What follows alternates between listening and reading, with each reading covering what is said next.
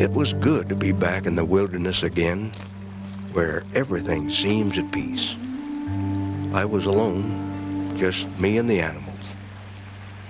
It was a great feeling, free once more to plan and do as I pleased. Beyond was all around me. My dream was a dream no longer. I suppose I was here because this was something I had to do. Not just dream about it, but do it. I suppose, too, I was here to test myself. Not that I had never done it before, but this time it was to be a more thorough and lasting examination. What was I capable of that I didn't know yet? Could I truly enjoy my own company for an entire year? And was I equal to everything this wild land could throw at me? I had seen its moods in late spring, summer, and early fall, but what about the winter? Would I love the isolation then? With its bone-stabbing cold, its ghostly silence? At age 51, I intended to find out. Another 100 yards, and I broke out of the brush to my pile of cabin logs I had cut last July. I sat down and leaned against them, and while I chewed on a chunk of smoked salmon, my eyes wandered over the peeled logs. That had been a big job last summer. Hard work, but I enjoyed it. It was cool in the timber, and there were mornings I could see my breath. I had harvested the logs from a stand of spruce less than 300 yards from where they were now piled.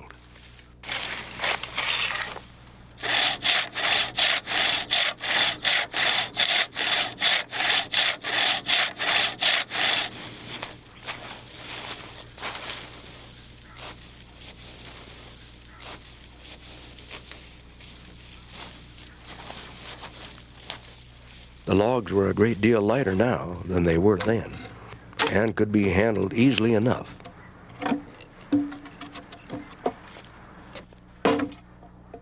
It was in the late spring of 1968 that Dick Proenneke decided to leave civilization behind to live in a pristine land yet unchanged by man, and to roam a wilderness through which few other humans have passed.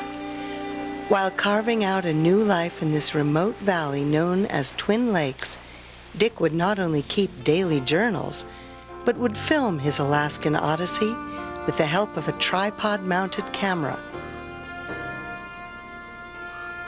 It was time to be moving on. I was anxious to get to Spike's cabin to see if it was the way I had left it last September.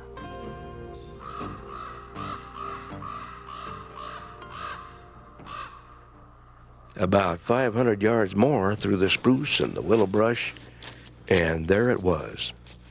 Its weather-grade moose antlers spreading just below the peak of the roof, a tin can on its stovepipe, and its windows were boarded up. The cabin had everything needed to set up housekeeping until my own cabin was completed.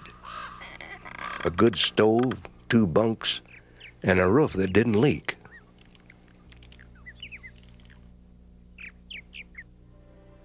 It's May 22nd, up with the sun at 4 o'clock to watch the sunrise and the sight of the awakening land. It seems a shame for eyes to be shut when such things are going on, especially in this big country. I don't want to miss anything.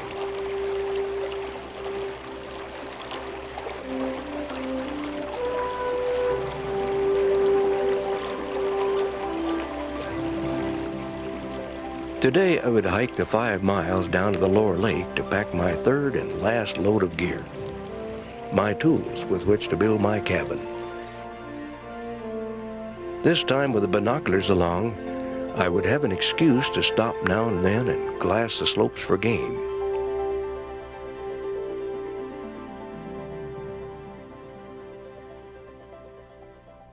From this high vantage point, the hills seemed to come alive with animals.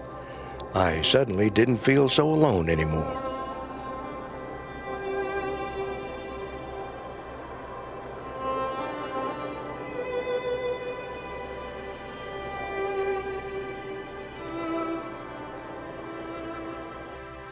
almost noon before I got back to the cabin.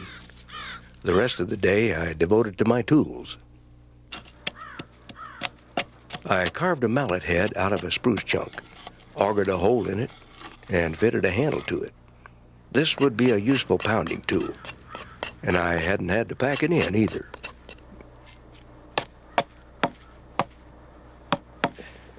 The same with the handles I made for the wood augers, the wide-bladed chisel, and the files.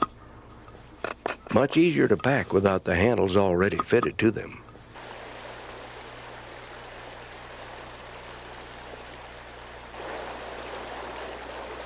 Hope Creek has cut a big opening into the lake ice. Was it too early to catch a fish? I took the casting rod along to find out. It didn't take long. After several casts, it happened with the suddenness of a broken shoelace.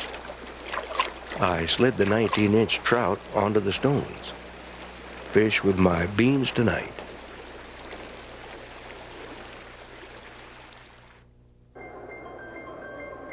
It's May 25th. Breakup is not the spectacular sight it was last year. A big wind would have cleared the thin ice out yesterday.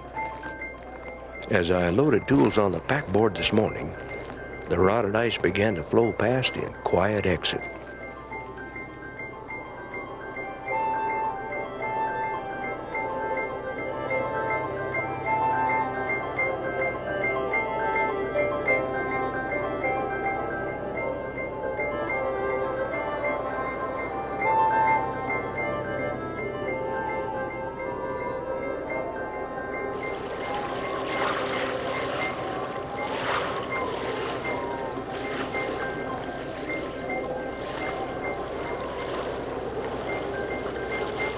When you have miles and miles of lakefront and picture views to consider, it's difficult to select a building site. The more a man looks, the fussier he gets. I cleared the brush and hauled up beach gravel and spread it to a depth of several inches over an area roughly 20 feet by 20 feet. I felt I had made the best possible choice. It would be 11 feet by 15 feet. Its front door would face northwest, and the big window would look down to the lake. A pile of logs. Which ones to start with? To make a notch fit properly, you can't rush it. Make several saw cuts an inch or two apart, almost down to the pencil line, and whack out the chunks with an axe until the notch is roughly formed. Then comes the finish work, the careful custom fit. I have just the tool for the job.